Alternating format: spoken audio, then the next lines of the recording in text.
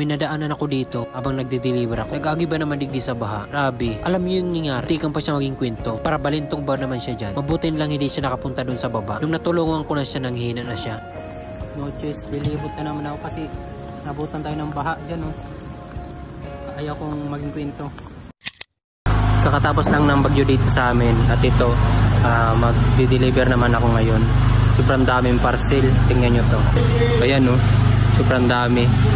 At si Nasi. Shoutout nga pala sa'yo, Nasi. Yan. Ito yung dadalahin ko sa parting Aflan. Ito naman yung pinakamahirap sa mga kagaya kong rider kasi walang signal, walang kuryente. Paano kung malubatan kami ng cellphone sa daanan.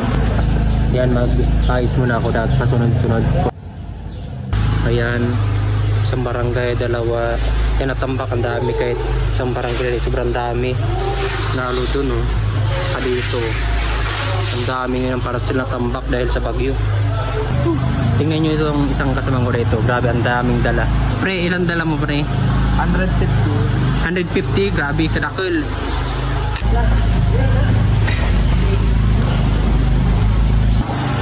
Grabe, ubos na yung tape ko pero hindi ko pa na ubos lahat na ilagay sa motor yung mga parcel.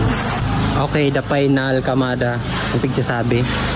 Yung madami oh, mas lalo na to oh. Grabe, puro parcel na lang yung sa motor. Tara Adam boy, kumusta na? Pagod na.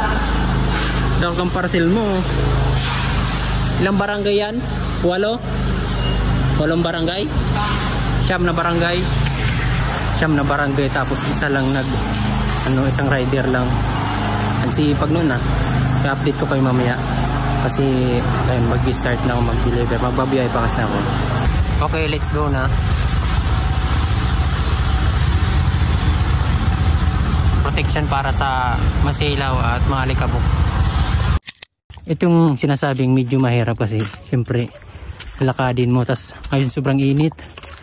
Kaya wala, ngal-ngal. Tapos 2 parcel pa naman to. Tapos ganito yung daanan.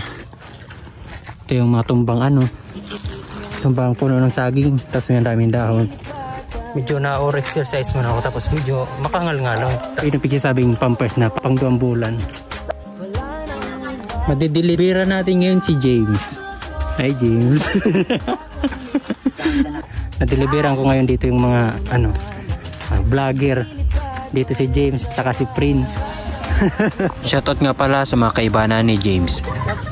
Sa pagtambay ko sa may tindahan, sakto haluyo na pati yung ninakatanaki hinatan na talagang makakasabi kang masira kapag iyong natanan. Grabe, napuring akong sirom tapos nangagat digdi sa laog. Kuya mo sana. Kuya, naabutan na pati ako kay Uran oh. Makusugo na Uran. Burulo sa tubig. Kusugo na ang Uran. Saruman ka di sa difícil magpara-deliver ta. Sobrang init tapos mamaya ulan, yun mababasa. Ang kinalabasan niyan, ang mangyayari, trangkaso, lagnat. Kasagsagan ng malakas na ulan, kita ko to si Idol. Patawid na ako at may dideliveran pa ako sa kabila nito. Tinanong ko kung ano ba ang nangyayari. Ang sabi niya, muntikan pa siya din ng baha. Kaya dapat lagi tayong mag-iingat kahit saan man tayo pumunta. Pakiramdaman din natin ang paligid. No choice, dilibot na naman ako kasi nabutan tayo ng baha dyan oh. Ayaw kong maging kwento.